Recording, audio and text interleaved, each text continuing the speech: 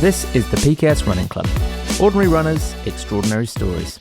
I'm Paul, PKS Runs, and each week I sit down with another runner and get their real story. Not the highlight reel, whoever they are. Find me on YouTube, Instagram and TikTok as PKS Runs. Enjoy the show. So, welcome back to the PKS Running Club, everybody. Today I'm really excited to be chatting to Kate. I've been following Kate for a while now and I listen to her stories. She's northern. We won't hold that against her.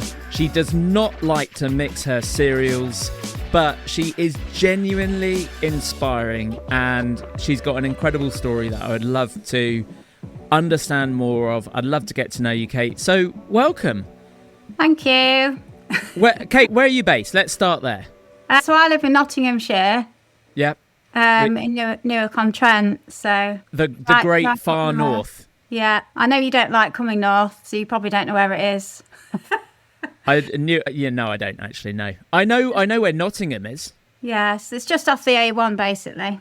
Okay, the M1's little brother. Yeah. It's the A1's not as good as the M1. Is it not?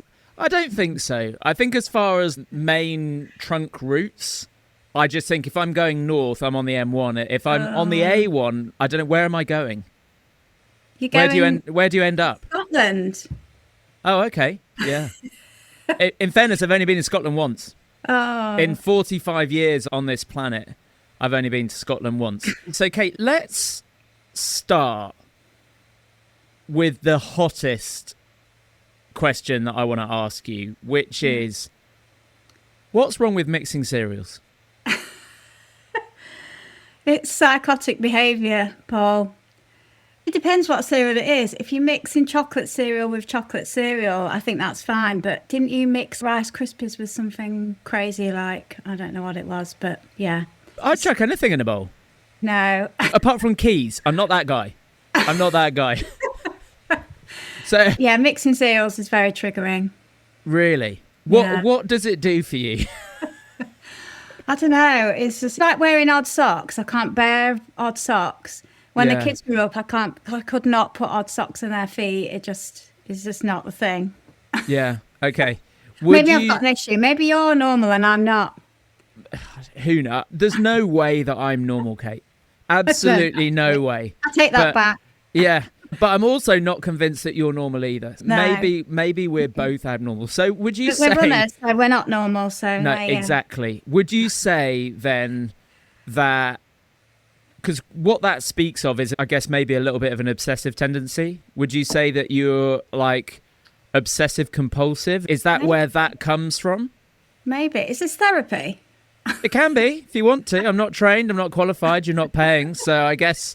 At this, I think anything's going. Maybe I do. Yeah, I'm with you on the odd sock thing. I mean, even my running socks, I get triggered, but I've learned to get over it when I pull out a pair of socks, and they are the same make and the same model of sock, but I've got two lefts and I've got two rights. And ultimately, I have got to the place recently where I've become okay with wearing two left socks. Because I'm not really... Yeah, okay. Yeah. I do have... So there are a few things that maybe we'll test out, see how similar we are. All of my coat hangers for T-shirts all have to face the same direction and they all have to be the exact same size and shape. Is that something you have? No, I'm not fussy about coat hangers, to be fair. Okay. No, okay. Yeah. Interesting. Just cereal. Interesting. Just cereal and socks. That'll be a podcast title. I can guarantee it. So, Kate, let's talk about running. How and why did you get into running? So, somebody at work decided to start up a WhatsApp group for Couch to 5K. Yep. But it was a New Year's resolution, actually, probably the only New Year's resolution I've ever kept. But I decided to join it and go for it. I had a brief spell of running in 2017 where me and some friends did the Couch to 5K and we worked our way up to a 10K and we did a local 10K for charity because I help out with a local football club on the committee, and we needed fundraising for a pavilion so we could have changing rooms and stuff, and we just didn't have any facilities, so we raised money for that. It was really good fun. Sadly, I went back to the couch after running that 10k. I didn't have anything else planned in the books. Life got in the way, and I just went, I've done that now, I'm not doing it anymore. And so I didn't. And then in January 23, that's when I joined the WhatsApp group at work and did the catch the 5k. But generally, it was just so I could get fitter, because my husband has end-stage kidney disease. So basically, he has kidney failure and he needs a kidney transplant. I wanted to go through testing to donate my kidney to him. So knowing that the surgery would take me off limits for 6 to 8 weeks, I think they said that it would be. Yeah. I decided that I wanted just to get as fit as possible so that the recovery time was less, because I'm not a sit-still person. I would not be able to sit still for 6 weeks and recover. So I thought if I could just get fitter, then maybe the recovery time would be slower. And I had no idea at the time that actually running would just transform my life. It was just really a way for me to get fitter, and I loved it so much that in the end, couple of years down the line, when it was discovered that I couldn't donate my kidney, that I carried on with it and loved it. So that was why I started. That is, honestly, that is incredible. I think it is just, I think it speaks of so much. I think it speaks of that you would be willing to go through that process to help your husband. I think I would like to say that we would all do the same thing. It would be an easy ask for me to take up running to help my wife if she had kidney failure.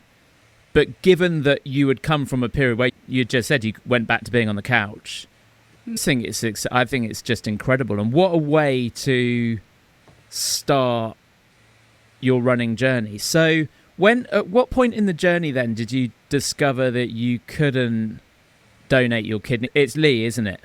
Yeah, so basically I'd been running for a couple of years, and it takes forever to go through the testing process to donate a kidney, and there was quite a few stumbling blocks along the way. My my urine test results kept coming back that there was blood, and they couldn't explain it, and they were like, we're not going to let you do it until we know what this is. So in the end, they said that I'd have to have a kidney biopsy, which is quite a horrible procedure, because basically they cut you open while you're awake and take a bit of your kidney out. And then you have to lay down flat for 6 hours afterwards, and you're not allowed to move because of the danger of internal bleeding and stuff. But anyway, we did it and I got through it. And after that, they said that I'd got something called thin basement membrane syndrome, which is a rare form of kidney disease. Not a kidney disease, anything like what Lee has. I probably won't need any treatment ever for the rest of my life. But it just means that it's potentially dangerous for me to donate my kidney. I may donate my kidney and be absolutely fine, but there's a percentage chance that I could then go on to develop further issues with kidneys. And especially if I then only was left with one kidney, there's more of a risk there as well. So we decided that at that point, we would stop the process, because it's just not fair on the kids, because we have 2 kids as well. It's not fair on them to have 2 parents that are poorly. And has Lee been able to get a kidney from elsewhere? No, I'm still on the waiting list. So yeah, we've been on the waiting list for 4 years now. But oddly, when I was given the news that I wasn't able to donate my kidney, a couple of weeks later, somebody at work, because I work for a water company and we support lots of charities, but one of the charities we support is Kidney Care UK. Yeah. And somebody who I know who works in our partnership teams at work, she said, we've got some places coming up for the London Marathon to run on behalf of Kidney Care UK. Would you like to run for Kidney Care UK? You'd obviously have to do all the fundraising and everything. And it was just so weird how it was timed, how just after having that news that I was then given the opportunity to then help in a different way. That's So I incredible. jumped at the chance. And you ran London. Yeah, in 2025. And how did that go? Oh, we ran it on the same day. Yes, I see your medal. Yeah, it's up there. I should have worn my put mine up t-shirt. there somewhere. Oh, nice. It was the hottest day of my entire life. Which, coming from the north, isn't hard, obviously. But yeah, so that was your longest distance. That was your furthest run at that point. Marathon. So how did you prepare for that? So you went from 2023. You've done Couch to 5K again. Yeah. You've joined that group, and then 2 years later, you're running a marathon. What was the running journey between kind of the beginning and getting to, I guess, even feeling like, yeah, I could take on the marathon? Yeah. Everybody says, don't they? You all meet those new runners and they say, oh, I'll never run a marathon. Yeah. And I always say to them now, never say never, because it all just goes out of control for some reason. It does. I did my first half marathon later on of 2023. So obviously I started January 23, and later that year, sort of October time, I did my first half marathon. That was tough. At that point, I'd joined a running club, so I'd got a support network to help me through the training for London. And I'd also become a run leader as well. They asked me to become a qualified run leader. So I did my sort of coach's license with England Athletics as well, so I could help others in our running club. And amazing. And then during that time between then and sort of London Marathon, I downloaded an app, did all the running, followed the things, did some strength training, and just put my all into it, really. Because I think a marathon distance deserves respect. You have to really... Yeah, it does. It's about getting home on a Wednesday night after you've worked a 7-hour shift and running a half marathon in the rain. That's basically what training for a marathon is. Yeah. And London particularly is hard because you're starting your training pretty much straight after Christmas if you're doing a 16-week block. And it's the worst time of year. It's horrid. So massive respect. And just on all of that, you are more qualified as a runner than I am, because you've got your run leader. I've not even got that. So yeah, I'm going to be coming to you for advice now. Oh, I don't think so. I'm definitely back of the pack runner, me. That's where I enjoy running the most. I don't enjoy flogging my guts out for PBs and things like that. And for me, it's all about meeting my run club on a Sunday morning, doing a long run, having a coffee and a chat afterwards, talking our way round, having a bit of a walk if we need it, stopping and looking at things and getting distracted and just having a great time, really. Yeah. And do you run during the week on your own, or do you run with a group during the week as well? Yeah, during the week as well. Evenings we meet up. So we meet 3 times a week, although I don't meet anybody at the minute because I'm injured. So. Oh, that's not good. That's not good. And all right, so sell me on the running club thing, because I just think it sounds like a nightmare. You don't like running with other people, do you?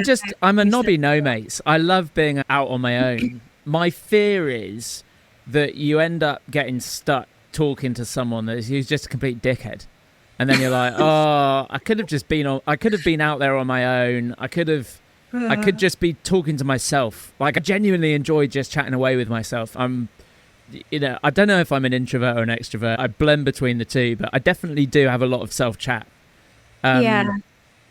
Did you always just love it? You just loved it from a social perspective? Yeah. So I am a massive extrovert. I really am. There's nothing better I love more than meeting new people and talking to people and getting their story and listening to what they've got to say and stuff like that. And anybody, really. I like to bore anyone with my entire life story. I'm not fussy. Yeah. So to be in a running club for me, and also it's just so nice to just go out with people who are like-minded and also think the same way as you. And Yeah. like my husband obviously isn't a runner because he's too poorly to run. I don't think he would run even if he wasn't, but he thinks I'm absolutely mental. So it's just nice to be with other people that think the same, I guess. Yeah.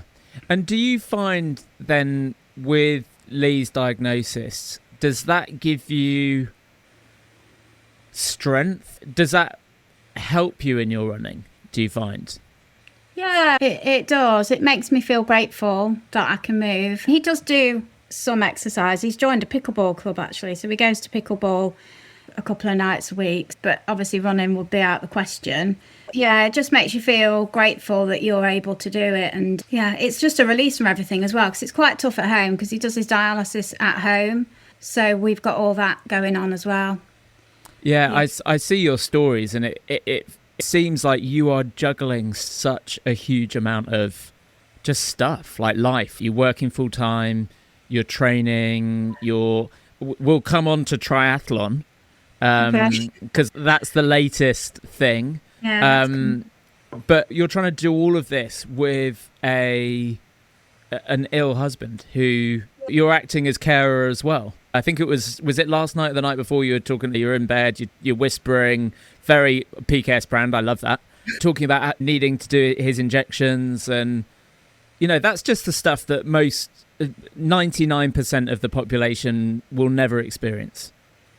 Yeah, we don't get a lot of downtime, and to be honest, I do prefer it that way. I like to keep busy because you're then not sitting around and moping. I don't like to think, oh, everything's rubbish and blah, blah, blah. I just like to get on, and I think we're incredibly lucky, really, that we're able to do what we can do. But I do joke that when people say, oh, how do you fit it all in? I don't know. You just add it on, don't you? You just get on with it. Yeah. I do joke that I work full time in my spare time. I used to say that. Really? And now I don't know what I do with my time. I think it's incredible. I think it speaks of human resilience. I've been thinking a lot recently about, I think, how capable we are as humans when we need to be, you know, in terms of whether that's mental fortitude or whether it's how we're perceiving our training. I think the body and the mind can always give so much more than we give it credit for. And I think as humans, I'm not convinced that we like being uncomfortable, but when you're uncomfortable, you grow, don't you? And it sounds like you sound not like somebody who's battling hardship, but somebody who's thriving in deep water. Would that be fair? Yeah, I'd say that's a fair assumption. It's killing me right now not being able to run. That's quite tough. You just find other things to do. Cycling 38 miles the other day. Yeah, amazing. Which is it's a really long way. I don't think I've ever done a 38-mile cycle ride. Do you know what's really crazy about cycling is that you can't just go out and run 10 miles. You have to build up to it. But all of a sudden, if you get a bike, you can just go for miles and nothing really. You don't have to build up to that. Yeah. Do you go on hills? Amazing. Okay, so let's talk about injury then, because injury, oh gosh, it happens to all of us, and it sucks. So what's your injury right now? So at the minute, I've got a hip issue, which is caused by overuse, apparently, according to the physio. So I am going to see a physio, and she's giving me shockwave therapy on my hip. Oh, nice. It's just sore when I run. And I think off the back of Brighton Marathon this year, obviously that was quite a big training block. Take the time to fully recover before I then went into June's races, and June had a lot of races in it. Loads and loads of races. Silly, really. It's a learning curve, isn't it? I won't do that again. Yeah. But I was running through that with this injury, and it didn't help. It doesn't help. It really doesn't help. But we're all suckers for it, right? You get injured, you feel a niggle, and you're like, oh, it's all right. It'll be fine. Pain 6 out of 10. It's not 10 out of 10. Yeah, just put some Voltaren gel on and get on with it. Yeah, exactly. I'm loving arnica gel. Like, it feels very hippie, but it's nice. It does. I don't know. I feel like it does make some sort of difference. So you talked there about Brighton Marathon. Yeah. So the amazing thing is that you did London Marathon and you came back for more. You did a second. Yeah. You did a second marathon. So let's talk times. What did you get at London? I wrote this down before I came on this podcast because I don't know what it is about time to me. Yeah, I knew you'd watch my story this morning. Because I just forget what time I do everything in. Some people say, "Oh, what's your 10K PB?" No clue. Not a clue. Actually, I'm with you on that. I wouldn't have the first idea. I did London in 6 hours 15, and that was not the time that I wanted whatsoever. And it's really hard, isn't it, to fall into that trap of, oh, this is the time I want, when really, actually, for your first marathon, you should be thinking about finishing it. Yeah, absolutely. And with it being for charity, the goal was to get over the line, and I was just so hot. People were just collapsing everywhere on the course. Oh, it was a shit show. Yeah, and it gets in your head. And I was like, do you know what? I'm just going to calm down. I'm going to take it easy. I'm just going to finish this race because actually this race isn't for me. It's for charity. It's for all the people that have donated. Yeah, so I got across the finish line in 6 hours 15. But I was so pleased with how it went. I don't think I could have done any better. And yeah, I did it for that. So, so Brighton was really kind of the comeback, the race for me. Yeah. And how did Brighton go then? Much better. And hopefully I won't get cancelled by London Marathon for saying this, but do you know what? London, I don't think I've rushed to do it again. Oh, me too. Like controversial. No, I don't think it's controversial at all. I think it's too busy. I think it's overwhelming. Yeah, I completely agree. I think, it's funny. I get a lot of people say to me, oh, you've got to go back and do London again. You've got to do the redemption story after getting your bolt. And I'm like, I just, bolt or no bolt. Too many people, getting to the start line is a pain in the arse. Yeah. You end up waiting around for ages. Logistically, it's a pain. And there are parts of the course that are just really narrow and there are far too many runners. And I was in, absolutely. I started in wave 1, and you've got wave 1 that starts here, and then you've got this other wave that starts over here, and they meet at about mile 2 or 3, and all of these slower charity runners were suddenly ahead of me, and you go from, okay, this is good, I feel like this is fast, all of a sudden it's like, oh my goodness, where did all these people come from? All of a sudden, and that's where I ended up with the bolt, because I was like up and down off the curb, going round to try and get past people, because people are completely oblivious that they've just come into the way of faster runners. But I've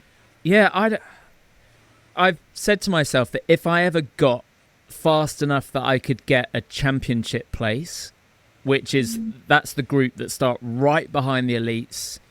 So I think you are pretty much guaranteed a clear run. I would consider it. Other than that, I'd pay someone. If someone was like, oh, come and do a 4 hour 30 marathon with me, I'd go and do it for fun and film it, enjoy it.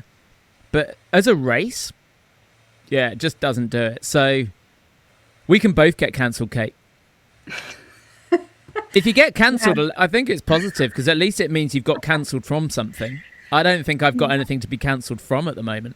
So what was your time at Brighton? So I got 5 hours 43 at Brighton. So amazing. I cut that off. Yeah, incredible. And but I enjoyed it much more. What was the difference? What made that? Because that's actually 32-minute difference, isn't it? Or 33 minutes, or is it exactly 30 minutes? Doesn't matter. We're quibbling over minutes. So, 30-ish. What made the difference for you? Is it about enjoyment? Yeah, partly. Also, it wasn't as hot, and I think for your first marathon, you just don't know how that feels. No. So for London, you get to the last 10K, don't you? And it's a real mental game, and unless you've experienced that, you don't really know how it's going to be. So the second time round, you know what's coming. Brighton's quite undulating, and you run out towards this, I can't remember what it's called now, but basically towards the cliffs, and you can see these teeny people in the distance, and there, you know, that's how far you've got to run. So really it's, oh God, look how far they are, I've got to run all that way. But I just enjoyed less people on the course. There's nothing I like more than a local race round the corner from my house, where there's no bag drop. You stick your bag on the stage in the village hall, and then you go and run your 10k or whatever, and you come back and there's an ice cream van and a burger store. That's my race. That's what I like. Yeah. Because Brighton was also quite similar to London, logistically hard to get to. The bag drops a tiny thing. You spend the weekend there. What are you going to do with your luggage? Yeah, that's right. Luckily, my sister lives in Brighton, so I was able to do something there. But yeah, it's a bit of a nightmare. That's the one thing where people say to me, they're like, oh, why don't you go and do such and such marathon or such and such half marathon? I'm like, I just can't be bothered. That is honestly, I just can't be bothered to. I'm a bit of a princess, so I like a good night's sleep. I'm not. Premier Inn is probably about as low as I can go from a quality perspective from a night away. So it then becomes a really expensive weekend, because you're like, I want to get there probably Saturday, ideally Friday, so I've got a day where I'm just relaxing. So that's 2 nights. You've got to get there, you've got to get back. I don't want to give up my weekend, because I could just run on my own on a Sunday and have the absolute time of my life and not get a medal for it. And that is 18 years of medals. There's not even 18 medals on there. It's like, that's how little I care about. And then maybe we do have local events here, but there aren't many. There aren't many that don't require a drive, and I can't be bothered to even drive. I'm that lazy that I just want to open my front door, run, and come back to my front. That is literally about as much as I can handle. Yeah. I once read this guy's post on Facebook where everybody was saying, oh, I'd love to do the Great North Run, but I can't be bothered to get there. And it's a long way, and apparently getting home afterwards is an absolute nightmare. Yeah. And this guy had this genius idea. He basically drove to where the Great North Run is. Round the corner, apparently there's a gym, and you can pay the one-off monthly fee to use the gym. So he pays 30 quid for the monthly one-off fee for the gym. Yeah. Parks his car in the gym car park, gets changed at the gym, goes to the race, finishes the race, goes back to the gym, has a shower, and then just drives his car home. So that's genius. Yeah, that is absolutely genius. That's a hack.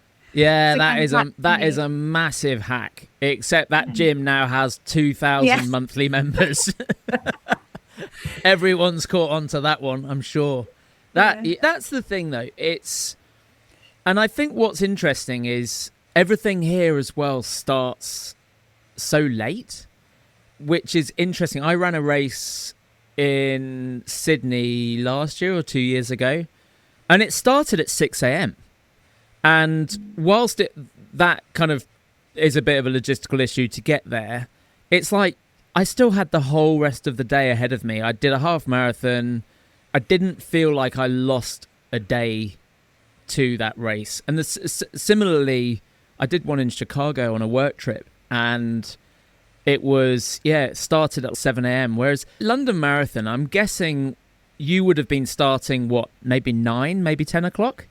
No, it was like gone 11. My start time. which for me, I actually have massive. I just think if you can't get people over the start line by 9 o'clock when you're heading into spring, it could be a hot day. I just don't know about like the ethical considerations for safety, and because people do die at marathons, and I know it's often that heart condition where people just spontaneously die, but I think the sheer number of people that do not have if you're starting at 11, you're finishing at like 5 o'clock through the heat of the day. It's insane. I think it is actually insane. Anyway, we'll get back off the London Marathon hobby horse. Kate, what do you struggle with training and motivation? What are the things this is the question that I think I'm going to ask in every episode is, what are the things that are most likely to trip you up? Yeah. Answer how you like.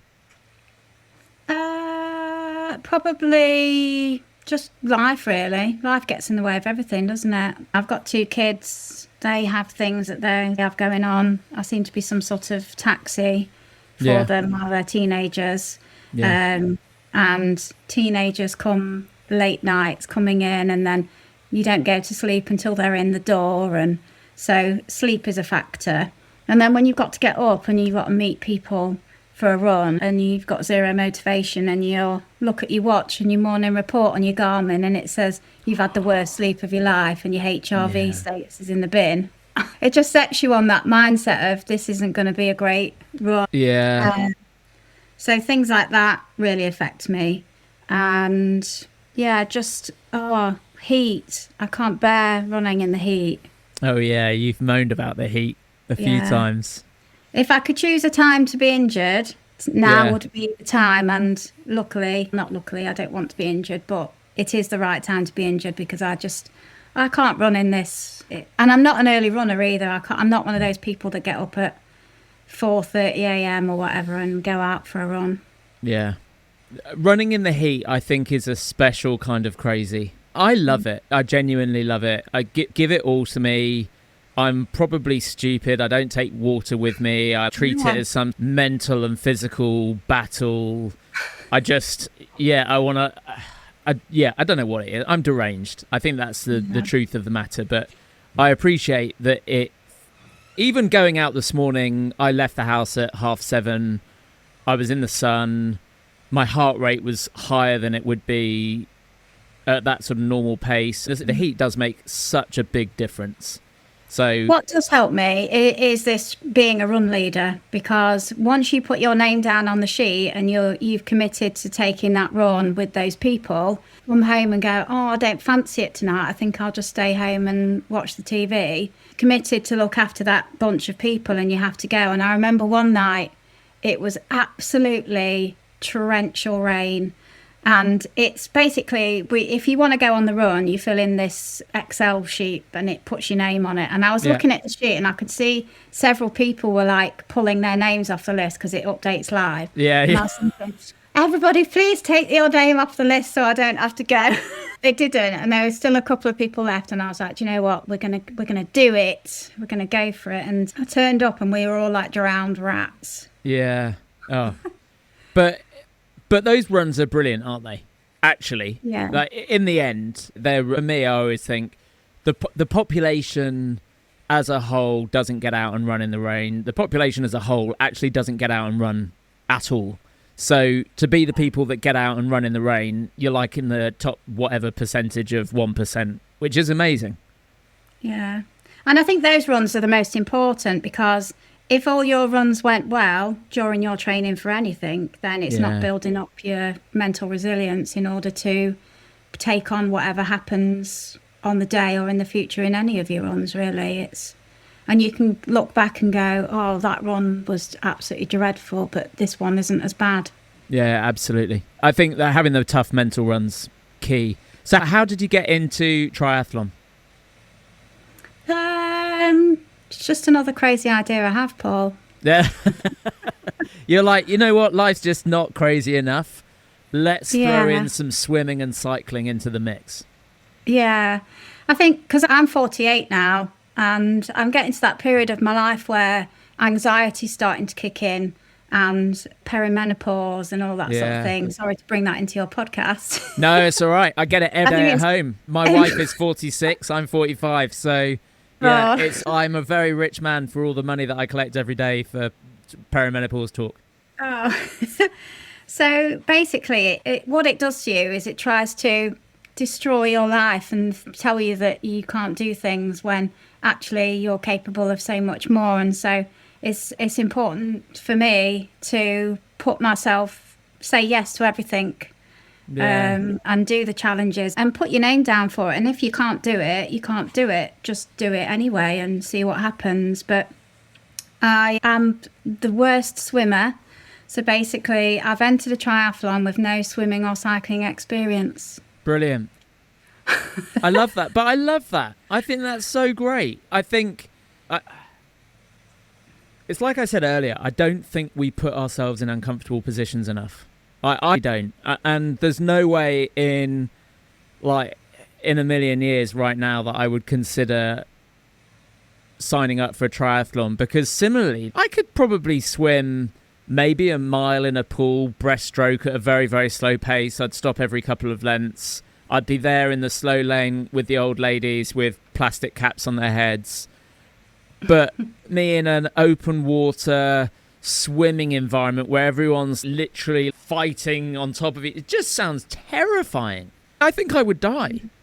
I genuinely would fear for my life that I wouldn't make it out, and that would be the end. That would be it. Oh no. And I'm sure that isn't the end of the story. I'm sure I could probably find the resilience to do it, and I could probably learn to do it. But learning to do new stuff is hard, isn't it? Yeah. Especially at this age. I started swim, and it's really tough. Honestly, they make it look easy on videos, but it really is hard to front crawl. It's breathing, it's arms, it's the catch. Honestly, it's a minefield. But I am having coaching now. Yeah, okay. Has that helped? Do you feel like you're making progress? Because aerobically, you're fit. You can run a marathon. So, the issue is never going to be fitness. It's always going to be technique. Yeah. It has helped having coaching. I've been a couple of times now, and I've signed up for a block. And the guy who does the coaching is absolutely brilliant. He's a proper tri coach. So we'll see. But I've got till September. That's when the triathlon is. Yeah. And what distance triathlon are you doing? It's just a sprint. Okay. So that will be 400 metres. Yeah. And this one that I've started with is a real nice supported one. It's not like all major athletes doing it. Yeah. It's in an outdoor pool. Oh, lovely. So it's basically like what do they call it? A Lido. Is that right? I think so. Like a swimming pool outdoors. I call it a Lido, but maybe a Lido's right. Okay, I don't know. Lido. Yeah. Tomato. Yeah. So it's 400 metres in that. And then the bike, I think, is 15 miles. Yeah. And then the run is 5K. Which actually all sounds very manageable. On their own. Yeah. Yeah, one after the other, I think. And I presume because it's in a pool, they're not going to start everybody off at the same time as well. So will you have, I don't know, not that you'll have the pool to yourself, but I guess you're not. You look at an Ironman as literally 2,000 men and women, just a carpet of swimmers in the ocean. I'm guessing it's going to be a little bit more relaxed than that.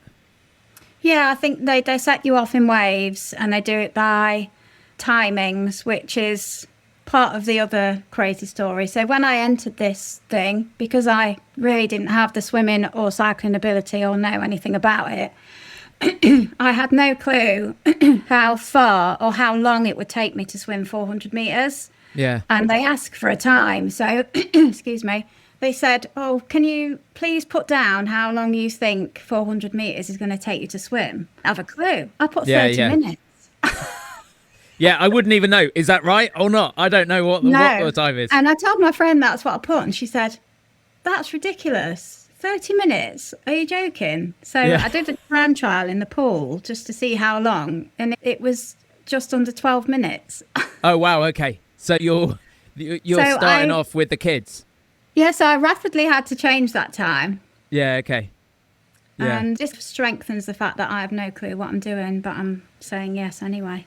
But I think saying yes to stuff is so good. I've been doing a few of these recordings this week, and I was chatting to a guy on Monday, and I said, I think for quite a long time, I think my children would know me as the no guy, and I don't want to be the no guy. I want to be the yes guy that just takes life by the balls and does things that are a bit crazy, and I'm so not risk averse. No, so I am risk averse. I really do. I was the dad that didn't let their children climb trees because it made me nervous, and I'd be really panicky when they'd walk on walls, and don't run on stones at the beach. And it's just such a sad way to live, because life is for living. That's quite limiting, isn't it? It's really limiting.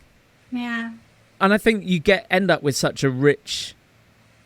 The stories that you will tell because you said yes to a couch to 5K, that you said yes to doing a marathon, and yes to doing another marathon, and yes to doing a triathlon. I just think it gives you so much depth and character and richness, and evidently you just meet so many people, and I think it's brilliant. I think you got to be realistic though. I would never go, let's go sign up for a full Ironman in 4 months' time. I think that would be silly.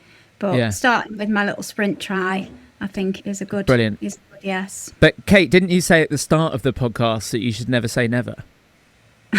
God. I don't want to be the one bringing that back, but have you seen how expensive they are?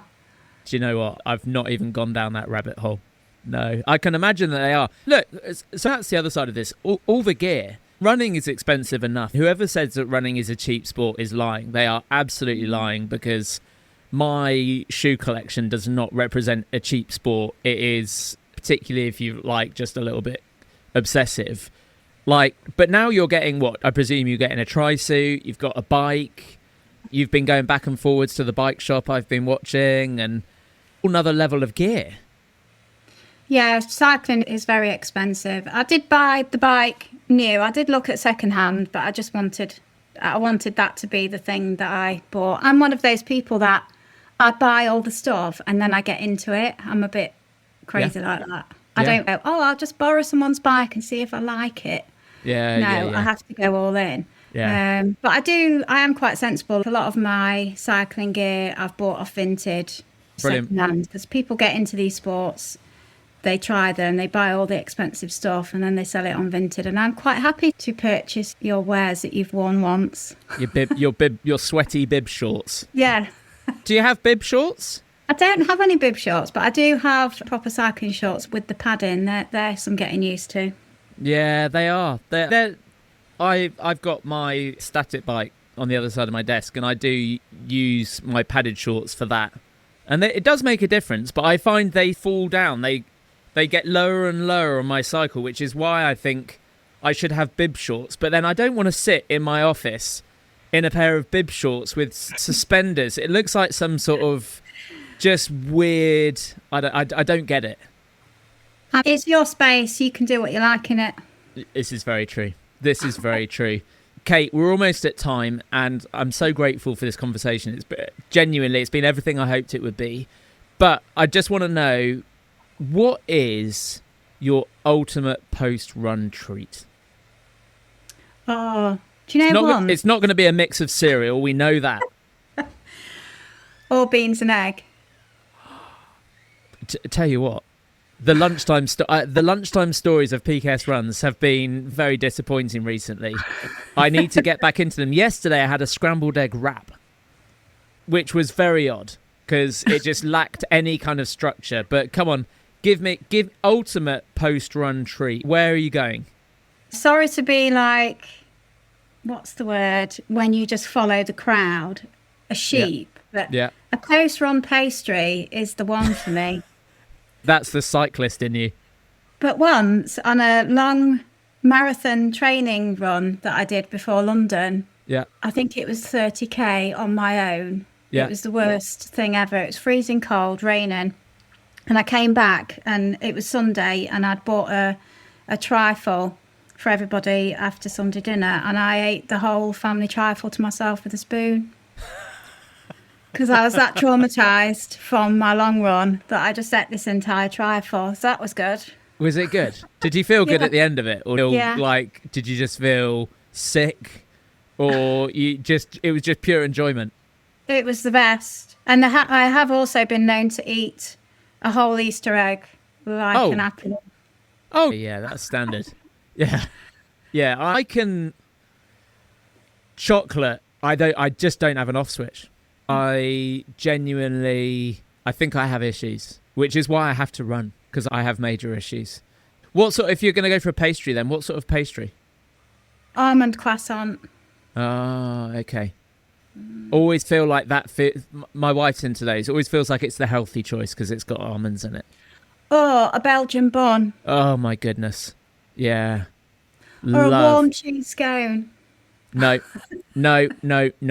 Absolutely not. No. Now, cheese... This could be the end of it. Because a cheese scone is... A scone is almost perfection. A sultana scone, I think, is the pinnacle. With clotted cream and jam, your classic cream tea. The cheese element doesn't add anything. What? I don't get it. What do you have it with? Just on its own? Butter. No. Butter with butter. What more could you ask for? No. As you would say, that can get in the bin.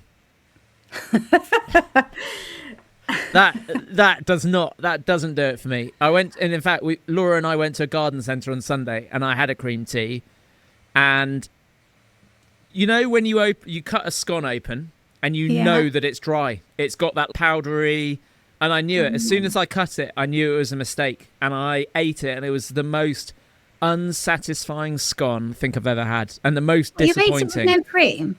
Oh, I ate it with yeah, I had the whole tub of clotted cream and jam. Yeah, don't get me wrong, I wouldn't have it on its own. I'm not that guy. But it was just, as far as scones go, it was dry and very disappointing. Yeah. So, yeah.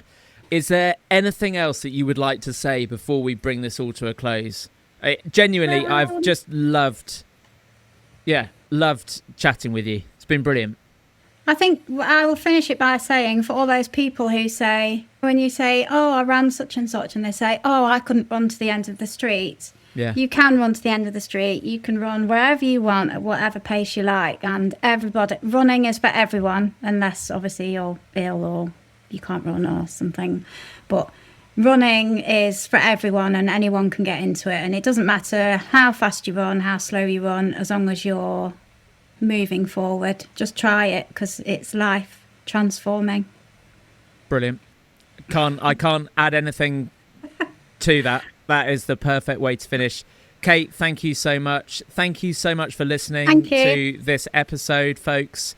Can we share your Instagram, Kate? Yeah, go for it. Yeah, I'll put Kate is running, I think it is, along those lines. I will include that in the show description. Do make sure that you're subscribed and all of that bullshit. It has been fantastic to chat to you, Kate. Thank you so much. Cheers.